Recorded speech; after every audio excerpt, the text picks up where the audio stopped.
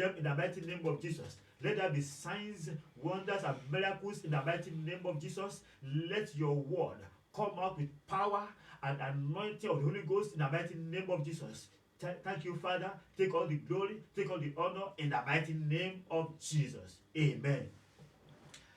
Ní ẹ̀kan sí, mo kí a káàbọ̀ sí orí ètò àkókò ìràpadà.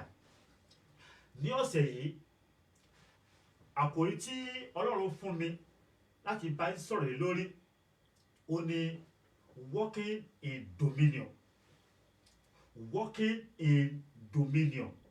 Rírìn nínú agbára ìjẹgàba.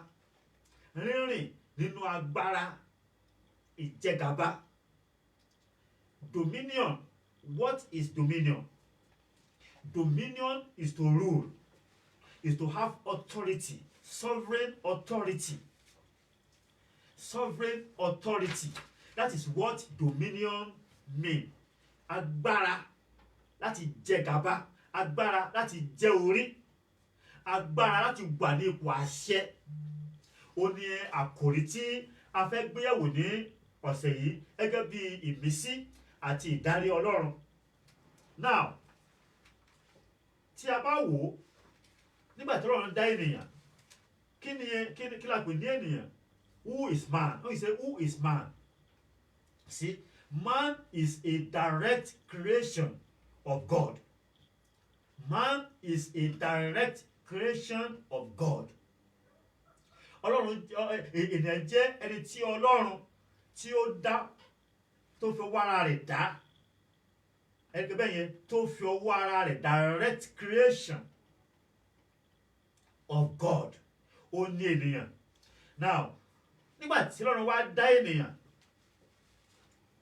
tó fi ènìyàn sínú ọgbà, pàápàá tó fi Adam àti Éfà sínú ọgbà Édẹ́nì, Ọlọ́run sọ̀rọ̀ kan.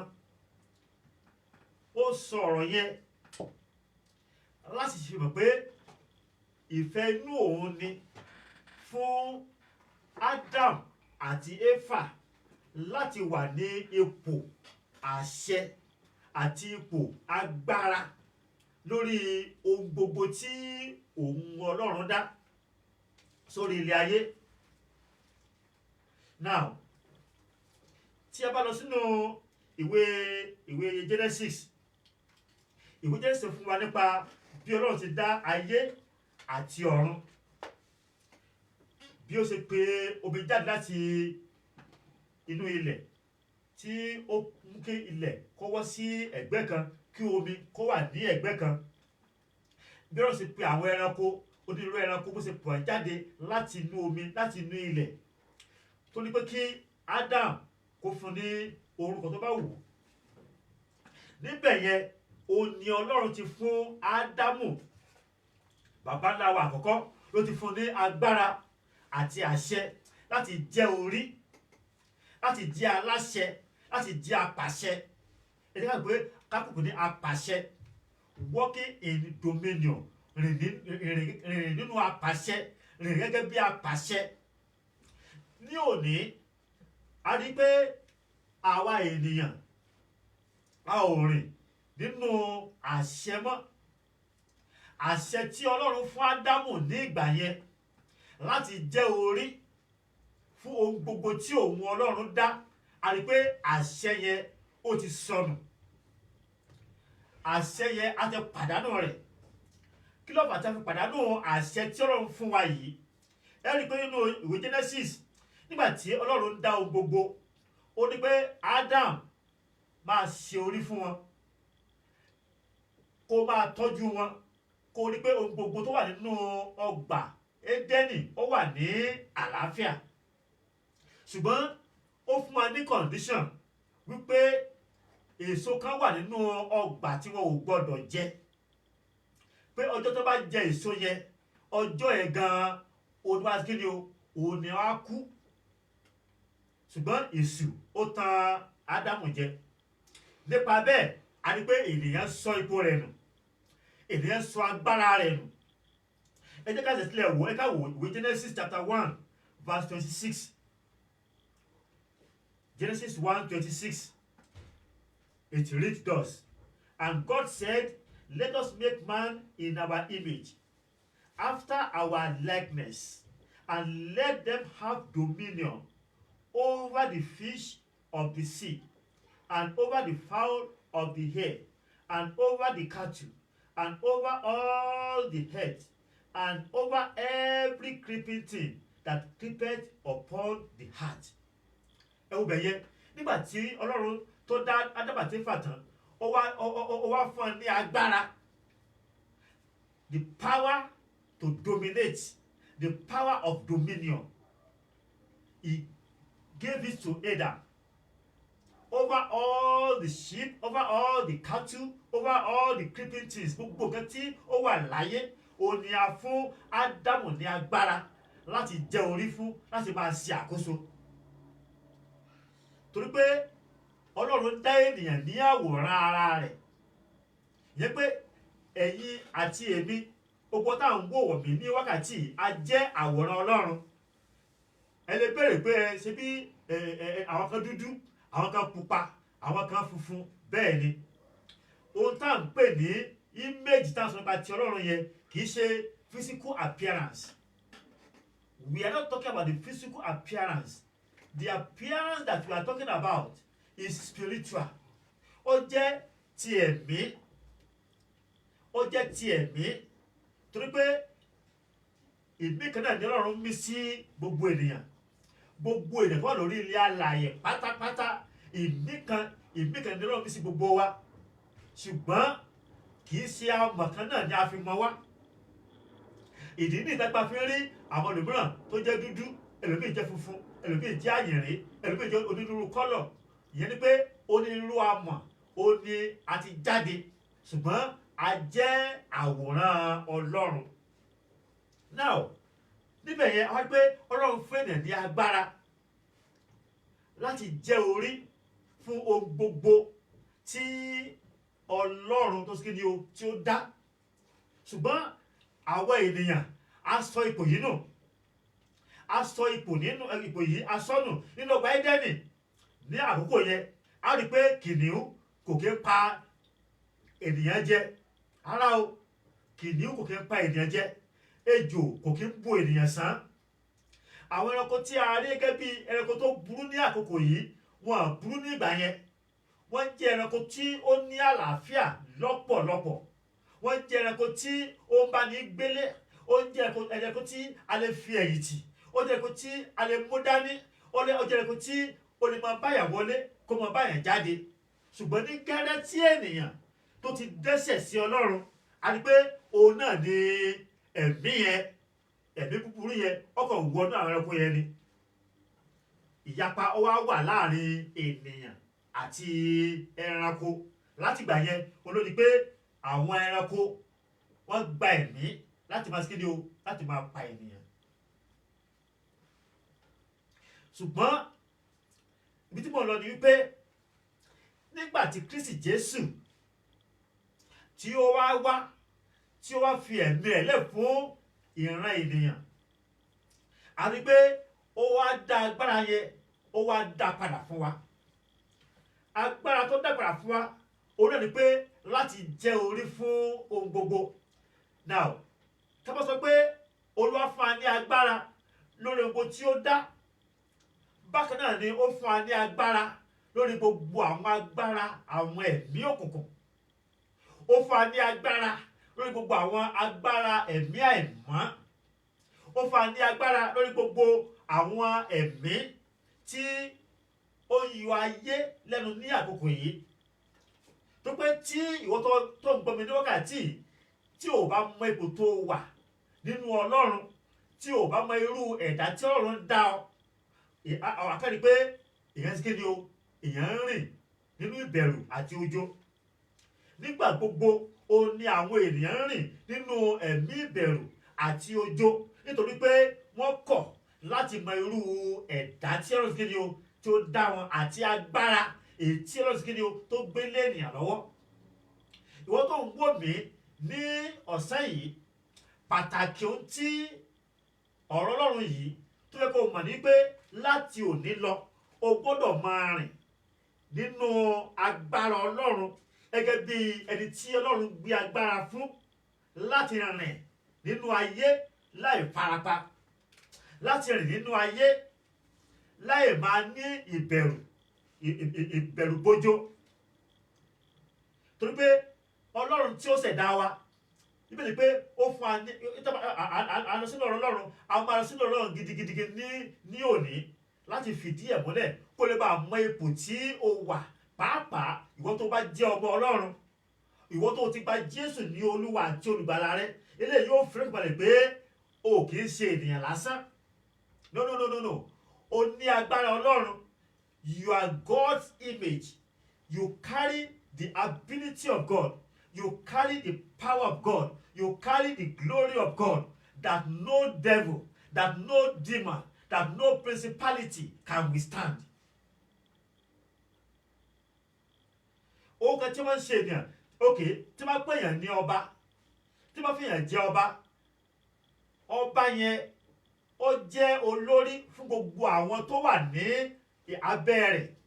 Ó jẹ́ olórí fún gbogbo àwọn tó wà ní ìkáwọ́ rẹ̀. Ó ní àṣẹ lórí wọn. Ó gbọ́dọ̀ máa pàṣẹ lórí àwọn tí a fi jọba lé lórí. Ọjọ́ tí ẹnu rẹ̀ ò bá ti tó àṣẹ láti pamọ́, ìdí pé ó ti kúrò ní kíni o, ó ti kúrò ní ọba, ó ti di ènìyàn lásán.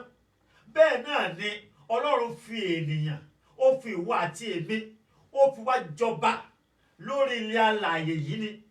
Ó fi wá jọba pé ká jẹ ọba, ká jẹ alákòóso.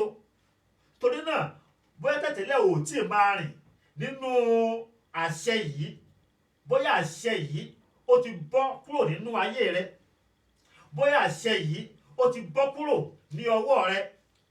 Bí Olúwa ti ń bẹ tí ẹ̀mí kò yí padà, àṣẹ yìí á padà sí ọ lára. Àṣẹ yìí á padà sí inú ayé rẹ. Ṣé mọ̀ pé tẹ́ bá wò dáradára títí di òní yìí, agbára àti àṣẹ láti jẹ́ olórí ó sì ń farahàn nínú ayé àwọn ènìyàn sí àwọn ẹranko tí ó burú jùlọ. Fún àpẹẹrẹ, ẹ rí pé tí èèyàn bá pàdé ejò lọ́nà, ejò lè ṣàdédé sànyàn. No. Ejò lè ṣàdédé sànyàn. Tó bá rí ènìyàn á sókè, á sá lọ. Nígbà tí ẹ bá bẹ̀rẹ̀ sí ní lé, olówó afẹ́ padà sí ènìyàn. Ẹni tó bẹ́ẹ̀ yẹn ni pé ìbẹ̀rù àwa ènìyàn ó sì wà ní ara ejò. Ìbẹ̀rù wa ó sì wà ní ara wọn, torí pé àṣẹ Ọlọ́run ni. Àṣẹ Ọlọ́run ni. Síbẹ̀síbẹ̀ náà, bí ejò sì wá ní agbára tó yẹ, ẹ rí pé tí ẹ bá fẹ́ mú ejò, bí tí bẹ́ẹ̀ la máa ṣe ni, òun la máa mú. Bó ṣe lágbára tó yẹ, síbẹ̀síbẹ̀ Ọlọ́run sì fún wa ní agbára láti control rẹ̀. Bí kìnìún bó ṣe ní agbára tó lè fa ènìyàn ya tó lè fa àwọn ẹranko ẹgbẹ́ ya tó, Ọlọ́run sì fún wa ní agbára láti tẹ́mu wọn. Ìyẹn ni pé Ọlọ́run ti agbára tó lọ́run fún wa yẹn, agbára yẹn láti jẹ́ orí, láti jẹ́ àṣẹ, láti jẹ́ alágbára lórí wọn, ó sì kíni o, ó sì wà síbẹ̀. Bẹ́ẹ̀ náà ni agbára tí Ọlọ́run fún ìwọ àti èmi láti jẹ́ alágbára lórí ilẹ̀ alààyè, láti jẹ́ aláṣẹ lórí ilẹ̀ alààyè yìí, agbára yẹn ó wà síbẹ̀síbẹ̀. Hallelujah. Amen. God bless you in the mighty name of Jesus. Tí a bá wo inú ìwé Genesis 27 verse 40, Ọlọ́run sọ nǹkan bẹ̀rẹ̀ náà tó fẹ́ ká yẹ̀ wò. Ó ní, and by the sword shall thou live, and shall serve thy brother, and it shall come to pass, when thou shalt have dominion, that thou shalt break his yoke from off thy neck. Níbẹ̀ yẹn ni Ọlọ́run ti ń sọ̀rọ̀ láti ẹnu Isaac. Ọlọ́run sọ̀rọ̀ láti ẹnu Isaac. Ó sọ fún Ísọ̀ lẹ́yìn ìgbà tí Ísọ̀ tí ó ti ta ogún ìbí rẹ̀, wípé nígbà tí o bá jẹ́ alágbára, a ó mú àjàgà tí Jákọ́bù gbé wọ̀, a ó sì kíni o, a ó bọ́ sọnù. Nígbà tó bá jẹ́ alágbára, ẹ rí pé ipò agbára ó jẹ́ ipò tó ga lọ́pọ̀lọpọ̀ bí ìbọn wà nínú ayé tí ó bá jẹ́ kí àwọn ẹ̀mí òkùnkùn kó jẹ gàba lórí ayé òun tàbí lórí iṣẹ́ òun tàbí lórí ilé òun, irú ẹni bẹ́ẹ̀ á wà ní ẹrúsìn for life. Ọ̀pọ̀lọpọ̀ ló wà ní ayé lóde òní tó pé àwọn kọ́ ló wà ní ìjáde ayé wọn. Many people are in the world today, they are not in charge of their life. Àwọn agbára ènìyàn, àwọn agbára ayé, àwọn agbára òkùnkùn òun ló wà ní ìjáde ayé wọn, because they have dominion over that life and they can direct their life to every nook and corner as they like. Ẹni pé ọ̀pọ̀lọpọ̀ àwọn ènìyàn nínú ayé gbà míì tí tó bá ṣe nǹkan tí ò bá dá tán, wọ́n ní pé àwọn òun mọ́ tó tì wọ́n ní pé àwọn kan gbọ́ òun ni. I've heard that so many times. Ẹlòmíràn ní pé òun kan gbọ́ òun pé kó mú ọ̀bẹ kó lọ gún ẹlòmíì pa, òun kan gbọ́ òun pé kó mú ìbọn kó dẹ̀ pa ẹnìkan, torí pé ó wà ní abẹ́ àkóso agbára tó jù lọ, ó wà ní abẹ́ agbára tí ò lè resist, because àwọn agbára yẹn they have dominion over his life. Èmi ò mọ lùkù tó wọ́n wà ní wákàtí, mi ò mọ àwọn agbára tó dominate ayé rẹ, mi ò mọ àwọn agbára tí ó ń darí ọkọ̀ ayé rẹ, ṣùgbọ́n bí Olúwa ti ń bẹ ní òní tí agbára ẹ̀ kò yí padà, mo wí gẹ́gẹ́ bí wòlíì Ọlọ́run, gbogbo agbára tí ó ń direct ọkọ̀ ayé rẹ síbi tí ò fẹ́, gbogbo ẹ̀mí tó ń tì ọ́ lọ síbi tí ò fẹ́, gbogbo ẹ̀mí tí ó ń gba ẹyọkan ní ọwọ́ rẹ tó ń fún ọ ní àbọ̀, gbogbo ẹ̀mí tó ń gba mẹ́ta ní ọwọ́ rẹ tó ń fún ọ ní ẹyọkan, lónìí lórúkọ Jésù kí wọ́n gbiná sọnù. Mo ní kí wọ́n gbiná sọnù. Let me tell you something. You see, you must have dominion. You must have the authority of that dominion. Believe me, if you don't have that power or authority of dominion, I'm telling you, it is possible for you not to fulfill your destiny on earth. I'm telling you, this is the revelation. Tí o bá ní agbára tí mo sọ ní wákàtí, agbára láti jẹ́ orí, ó ṣeéṣe kí o má mú àyànmọ́ rẹ ṣẹ lórí ilẹ̀ alààyè. Now, wọ́n interview ẹnìkan, ẹni yẹn ó lówó, ó lọ́lá, ó ní gbogbo ẹ̀, ó wá ń du ipò láti jẹ ipò ààrẹ. Wọ́n ní pé ẹskísà, wọ́n ní kí ni ó tún kù tí ẹ̀ ń wá, wọ́n ní ẹ ti lówó, wọ́n ní ẹ ti ní iléeṣẹ́ rẹpẹtẹ, wọ́n ní ó ti dáa fún yín, kí ni ó tún kù tí ẹ̀ ń wá. Ó ní yes, òótọ́ ni, ó ní mo lówó, ó ní mo ní ilé, ó ní mo ní iléeṣẹ́ rẹpẹtẹ, ó ní ṣùgbọ́n mò ń wá agbára. I'm looking for power. Power to do what? Power to dominate. Power of dominion. Agbára láti jẹ́ aláṣẹ. Èyí lè lówó, kó nílé, kó ní gbogbo ẹ̀, ṣùgbọ́n tí ò bá ní agbára to dominate, irú ẹni yẹn ipò ẹ̀ lọ́sí kí ni o ló máa wà. Okay, look for example. Our American president Donald Trump is a billionaire, is a real-time billionaire. Owó wà, gbogbo ẹ̀ wà, ṣùgbọ́n kó tó di ààrẹ orílẹ̀-èdè Amẹ́ríkà kò lè pa àṣẹ fún àwọn ará Amẹ́ríkà wípé ní ọ̀la o, a ó bá Iran jà, ní ọ̀la o, àwọn báyìí púpọ̀ gbọdọ̀ wọ Amẹ́ríkà. Tó bá sọ bẹ́ẹ̀, wọ́n ní ta ló ń sọ̀rọ̀ nígbà yẹn. Ṣùgbọ́n nígbà tí ó dé ipò agbára, ọ̀tọ̀ ní kíyàn ní ọlá, ọ̀tọ̀ ní kíyàn ní owó, ọ̀tọ̀ kíyàn ní agbára. Tó o bá ní agbára, wàá gbé ìgbé ayé àlàáfíà. Tó bá ní agbára Ọlọ́run là ń sọ yìí, tó o bá ní agbára láti jẹ́ orí, láti wà ní ipò orí, ipò tí mò ń sọ ní wákàtí yìí kì í ṣe pé kí èèyàn ní ipò agbára láti máa fi oppress. No. I'm not talking about oppressing other people with your power or with your influence, but I'm talking that when you have the power of God, when you have the authority, when you live in dominion, I'm telling you, every other power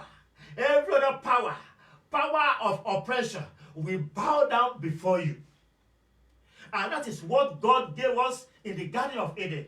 So pé Ọlọ́run mọ̀ pé a nílò rẹ̀ láti gbé ìgbé ayé àlàáfíà, láti gbé ìgbé ayé òmìnira, láti gbé ìgbé ayé èyí tí yóò jẹ́ kí ìlérí àti májẹ̀mú Ọlọ́run kó sí kíni o kó wá sí ìmúṣẹ nínú ayé wa.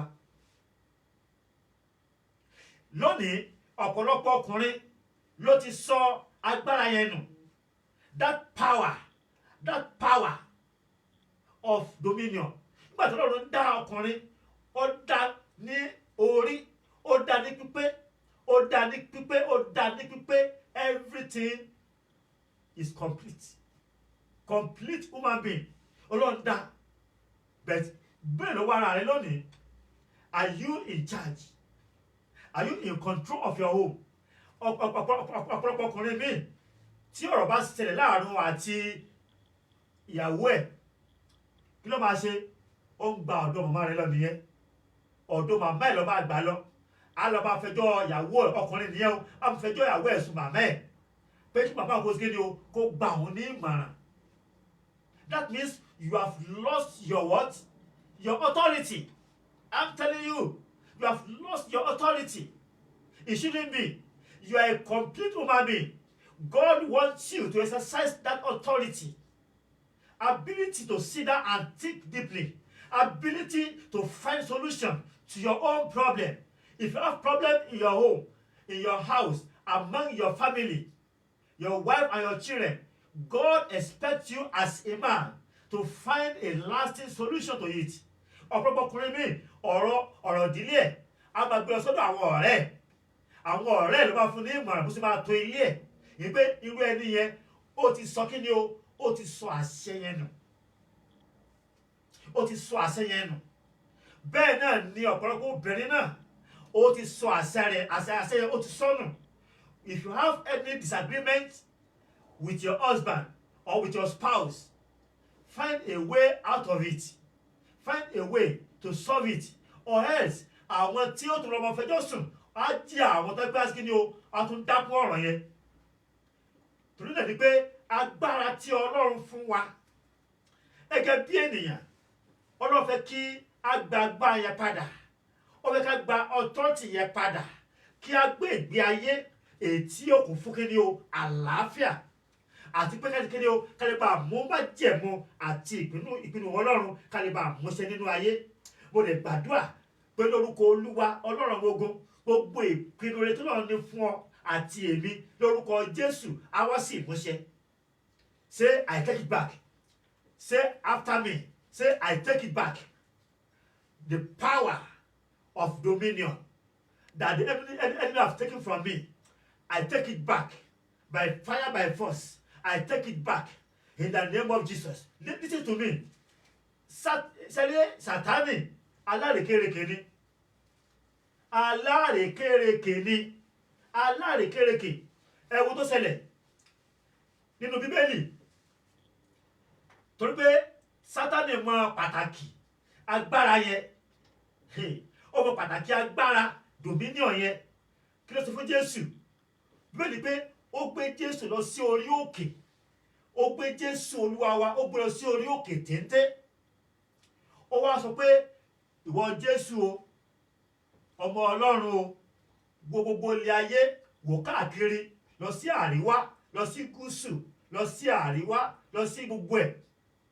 Ó ní kó wo àwọn ilé dáradára yẹn, wo àwọn ọkọ̀ dáradára yẹn, wo gbogbo tó wà níbẹ̀, wo góòlù tó wà níbẹ̀. Ó ní wò dáradára, ó ní màá fi fún ọ. Ó ní kinní kan ni pé kàn tẹríba fún mi, tẹríba fún mi, tó bá ti tẹríba fún mi ọ̀tán. Ẹ wo ẹ̀tọ́ Sátánì, because already Sátánì mọ̀ wípé gbogbo tó wà nínú ayé, agbára tó wà ní ayé àti ní ọ̀run, ó wà lọ́wọ́ Jésù. Hey, please, I want you to catch this revelation. Catch this revelation right now. Catch it. Ó mọ̀ pé gbogbo agbára tó wà ní ayé àti ní ọ̀run, ó wà ní ọwọ́ Jésù. Ó wá ní pé kí Jésù kó tẹríba fún òun, kó lè bá gba gbogbo tó wà nínú ayé yẹn. Ẹ mọ̀ àṣírí tó wà níbẹ̀. Àṣírí tó wà níbẹ̀ pé tí Jésù bá tẹríba fún Sátánì, gbogbo agbára, gbogbo ipá, gbogbo àṣẹ tí Jésù ní ó di ta ni o, ó di ti Sátánì nìyẹn. Ṣùgbọ́n Jésù wípé àti kọ́ wípé ìwọ gbọ́dọ̀ sí kí ni o kò gbọ́dọ̀ foríbalẹ̀ fún Ọlọ́run mìíràn. Ìdí nìyí pé ìwọ tó ń gbọ́ mi ní wákàtí má jẹ́ kí Sátánì kó gba 1 pence lọ́wọ́ rẹ. Oh my God, sorry, má jẹ́ kó fún ọ ní 1 pence kó wá gba $1 million, àbí kó fún ọ ní £1 kó wá gba $300 million lọ́wọ́ rẹ. Because ó mọ̀ ìdí nìyí pé àwọn tí wọ́n lọ ń ṣe ògùn owó, àwọn tó lọ ń ṣẹ́ṣó, àwọn tí wọ́n ń wá ọ̀nà kan láti di ọlọ́rọ̀, láti di olówó, àwọn tó ń kidnap, àwọn tó ń pa àwọn ènìyàn. Sẹ́dá àwọn yẹn ẹ rí pé ẹlòmíràn ẹgbẹ́ bá sí máa ń gbọ́ sítórì wọn, ẹlòmíì á lówó yẹn, ẹlòmíì kò dẹ̀ ní owó. Àwọn tó lówó yẹn a ti kọ́ wípé wọ́n ó di ọlọ́rọ̀ láyé, a ti kọ́ pé wọ́n ó di olówó láyé, ṣùgbọ́n tó pé wọn ò dúró di àkókò ọlọ́run, tó pé wọ́n kánjú ju àkókò tí ọlọ́run lọ, èṣù wá gba àkóso, a wá gbé fake rẹ lọ́wọ́, a gba original.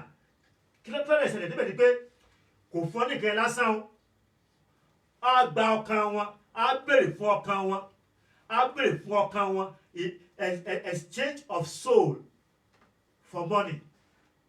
Tó náà ni pé ìwọ́n tó ń gbọ́ mi ní ọ̀sẹ̀ yìí, pàtàkì ni pé o gbọ́dọ̀ gba agbára yẹn, o gbọ́dọ̀ gba agbára òmìnira yẹn, agbára láti jẹ́ aláṣẹ over situation, over the devil, over the demon, even that sickness that you are going through. I'm telling you, you have authority over it.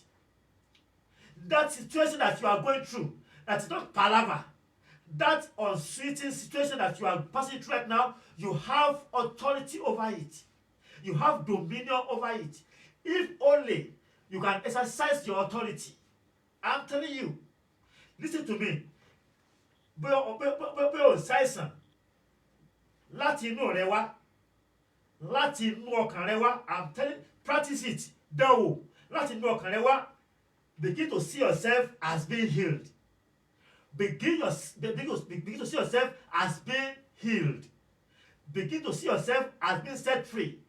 Lórí ibi tó wà yẹn, orí bẹ́ẹ̀ tó sùn sí yẹn, tó ní pé o lè dìde lórúkọ Jésù, dìde kó o fẹsẹ̀ rẹ lélẹ̀. Sọ pé o fẹ́ lọ sí toilet, rìn lọ sí toilet, rìn lọ sí bathroom, rìn jáde lọ sí veranda. I'm telling you, you are set free. You are healed. By that authority right now, you are set free in the mighty name of Jesus. Ìwọ tó pé òun jẹ́rọ̀ fún ọmọ ni, fọ́ sí ikùn rẹ lọ́lọ́ báyìí, kó o ní I take authority. Say it. Maybe you are looking for the fruit of the womb. Say I take authority in the name of Jesus. You, my womb, receive children. Receive children. Receive children in the name of Jesus. I take authority in the name of Jesus. Authority of dominion. I take it right now in the mighty name of Jesus. And it is so. I'm telling you, don't allow the devil, don't allow the enemy to be pushing you back and forth. No. Ọmọ Ọlọ́run ni ọ́. Àṣẹ Ọlọ́run wà nínú rẹ. Agbára Ọlọ́run wà nínú ayé rẹ. You can make it in life. I'm telling you, you can make it. You can reach the top of your career. Yes, that job is for you. Say it, pé that job is for me. That interview that you are going this week or next week, say that that job is for me. I claim it by the authority of dominion conferred on me by God Almighty. That job is mine. That contract is mine. And it shall be so in the mighty name of Jesus. Àwọn tó wà nínú ayé, wọ́n mọ pàtàkì ohun tá ń pè ní agbára. Wọ́n mọ pàtàkì ohun tá ń pè ní agbára. Kí ló tí a pé àwọn ẹ̀fẹ́ para wọn lórí ipò? Wọ́n á para pé àwọn fẹ́ jọba. Wọ́n á para pé àwọn fẹ́ jẹ baálẹ̀. Wọ́n á para pé àwọn fẹ́ lọ sí House of Reps. Àwọn fẹ́ lọ sí House of Senate. Why? Because they know that once they get there, yes, they have that power. They have that power. Ẹ wo gómìnà kan, ó ní owó kan ní problem òun. Ó ní money is not my problem. Ó sì ní ó ní gbogbo allowance òun pátá. Ó ní kẹ́sìkì ni o kẹ́ lọ fi san owó ìfẹ̀yìntì àwọn olùkọ́. Because kó tó di governor ó ti ní owó, but all what he wants is power. Power. Pé kí n pa àṣẹ. Ipò àṣẹ dára. Ipò àṣẹ ó dára lọ́pọ̀lọpọ̀ sà. Ipò àṣẹ ó dára lọ́pọ̀lọpọ̀ mà. Ṣùgbọ́n àṣẹ tí ó ga jù ó ní àṣẹ pé o ní Olúwa ní ẹ̀yìn rẹ. Wípé o wà nínú Ọlọ́run. Wípé o ní agbára Ọlọ́run. Ipò àṣẹ tó kíni o tó ga jù nìyẹn. You see? Ó ní mo fún yín ní agbára lórí kìnìún àti paramọ́lẹ̀. Ó ní pé ẹ mú ohun olóró. Ó ní kò sí kíni o. Ó ní kì yóò ní pa yín lára. You see? That is the authority that we are talking about. Authority of God. Authority that no human being, no power can stand against. I pray you are getting that now in the mighty name of Jesus. Wherever you have lost that authority, you are getting it back now in the mighty name of Jesus. Enough of demon oppressing you. Enough of enemy coming to your dream and press you down. Ẹlòmíì á sùn, wá dẹ̀ wá ní ojú oorun yẹn. Wá dẹ̀ rìn mọ́lẹ̀. Á ní ọ̀rìnrìn orin ọ̀hún ọ̀rìnrìn á rìn mọ́lẹ̀. It's a bad thing. Tí ọ̀rìnrìn bá ń rìn ọ̀mọ́lẹ̀, yìí ni pé wọ́n wá ń gba èrè rẹ ni. Wọ́n wá ń gbà nǹkan lọ nínú ayé rẹ ni. Àwọn tá à ń sọ̀rọ̀ ìrọ̀mọ́ yìí, àwọn rí tí àwọn ò rí. They call them third eye. Third eye. Ìwọ ní ojú méjì, èmi ní ojú méjì, ṣùgbọ́n àwọn ní extra. So nígbà tí ilé bá ń bọ̀, wọ́n á rí pé ilé kan ń bọ̀ wá fún ọ. And you know, when you are asleep, you are in the realm of the spirit. Anytime you are sleeping, you are in the realm of the spirit. That is why most of the time you will see yourself in your dream, you know, going to a place that you have never been before. Ìrìnàjò ẹ̀mí ní oorun sísùn ó jẹ́. So Sátánì mọ eléyìí, àwa wá ní ojú oorun, ìrètí ń bọ̀ àfọ̀n yẹn, ó ti rí, ìwọ ò tí ì rí. Á dẹ̀ wá, á wá fi ọ̀rìnrìn, á fi rìn ọ̀mọ́lẹ̀, á dẹ̀ gbá lọ. Ẹlòmíì wá gbé oúnjẹ wá lójú oorun, á dẹ̀ jẹ oúnjẹ yẹn, á dẹ̀ jẹ, á dẹ̀ tó mu omi sí i. Àwa tají, wọ́n á ní pé iṣẹ́ tó fẹ́ fún un, iṣẹ́ yẹn ti bọ́. Ọ̀ kó dé iṣẹ́ níjọ́ kejì kí ọ̀rọ̀ kékeré tó nǹkan kó ṣẹlẹ̀, wọ́n á dẹ̀ lè dànù níbi iṣẹ́. Torí pé agbára àwọn agbára òkùnkùn ẹ̀sìn kìíní o wọ́n ti bombard ayé. I pray for you today by the power and the authority in the mighty name of Jesus. Every power troubling your life, every power troubling your home, every power troubling your ministry, every power troubling your children, every power troubling your health, every power troubling your finance, today, by that authority of dominion, I command them dead in the name of Jesus. You have to take it. Ọmọ tí wọ́n sọ, bẹ́ẹ̀ kò ní pé ó ní pé ìjọba ọ̀run ó ló di àfagbára wọ̀. Ó ní àwọn alágbára ló ń fi ipá gbà. Can you imagine? Ó ní ìjọba ọ̀run. The kingdom of God suffereth violence, and the violent take it by force. They take it. The meaning of force is authority. Authority. So if you don't have authority, you may not even likely enter into the kingdom of God. That's what the Bible says. So, má fi ọ̀rọ̀ agbára ẹ̀mí mọ́ kìí ṣe ohun tí èèyàn fi ń ṣeré tàbí ṣe àwàdà. Ó gbọ́dọ̀ jẹ́ alágbára. Níbi tí ò ń gbé ní àyíká rẹ, ìjẹ́ wọ́n mọ irú àwọn tí ó jẹ́ níbo ẹ. Even in this London, tá a wà yìí, when I was coming today, mo rí arákùnrin yẹn, ẹ̀mí náà sọ fún mi pé kí n wo, ó ní arákùnrin yẹn wà ní ẹgbẹ́ òkùnkùn.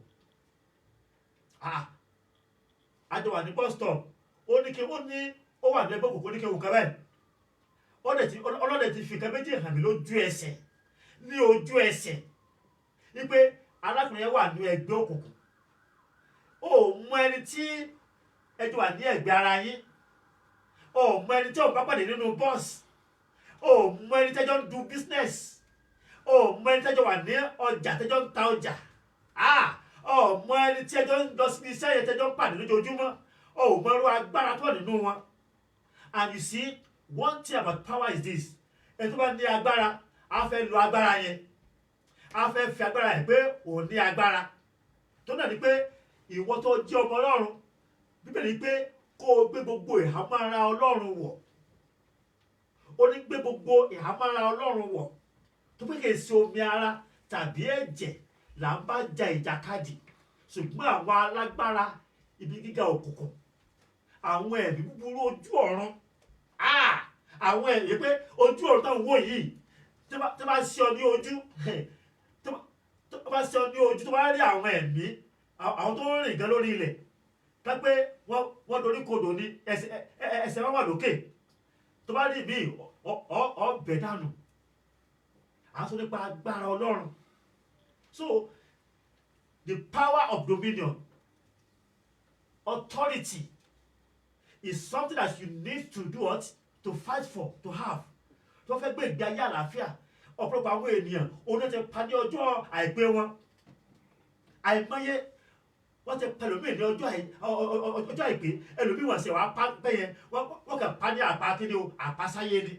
kò járe ayé, kò jẹ́rò ọ̀run. ó kàn rìn káàkiri. kò lè bẹ́ ẹgbẹ́ pé kò lè ṣe nǹkan tí àwọn èèyàn ń ṣe. mo gbàdúrà ní orúkọ Olúwa Ọlọ́run ọmọ ogun, gbogbo agbára kágbára tó fi ọ́ sí inú ìdè, ní orúkọ Jésù, agbára yẹn kó lọ kú dànù. mo ní agbára yẹn kó ṣègbé dànù. mo ní iná Ọlọ́run kó jórun dànù. wo nǹkan tí mo máa sọ pé nǹkan tí a ò rí ọ̀pọ̀ ju nǹkan tí à ń rí lọ mà. dáàdì tó ń gbọ́ mi, mọ́mì tó ń wò mí, nǹkan tí a ò rí, tí a ò fojú rí, ọ̀pọ̀ ju nǹkan tí à ń rí. I'm telling you, ọ̀pọ̀ ju nǹkan tí à ń rí, ọ̀pọ̀ gan. ẹlòmíì wọ́n sún mọ́lẹ̀ bí ewúrẹ́ ni, wọ́n sún mọ́lẹ̀ bí ewúrẹ́, wọ́n wá gbé oúnjẹ síwájú ẹ̀. ẹ̀rí pé ẹlòmíì tó bá sick kò ní lè jẹun. kò sí oúnjẹ tó dáa jù tó fẹ́ràn láti máa jẹ, wọ́n á gbé síwájú ẹ̀, kò ní lè jẹ oúnjẹ yẹn.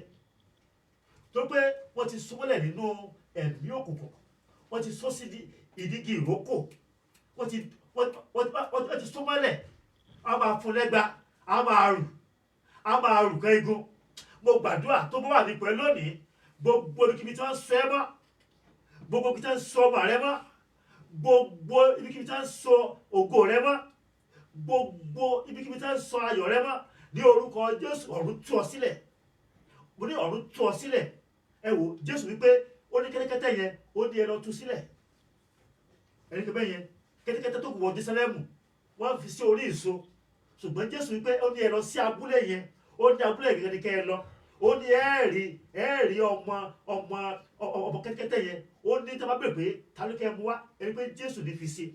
lónìí wọ́n tó ń gbọ́ mi yìí, torí pé Jésù ní ọ́ fi ṣe, torí pé Jésù fẹ́ fi ògo rẹ̀ hàn nínú ayé rẹ, torí pé Jésù fẹ́ fi agbára rẹ̀ hàn nínú ayé rẹ, torí pé àkókò tí o wà lórí ètò yìí, believe me, má fi àkókò yìí má fi ṣeré. every Saturday tí wọ́n gbé pati ló bá máa di ọ lọ́wọ́, wọ́n bẹ́ẹ̀ tó lọ Ọlọ́run. pati yẹn pati wo wọn àti fi olórí burúkú ènìyàn ṣe alága.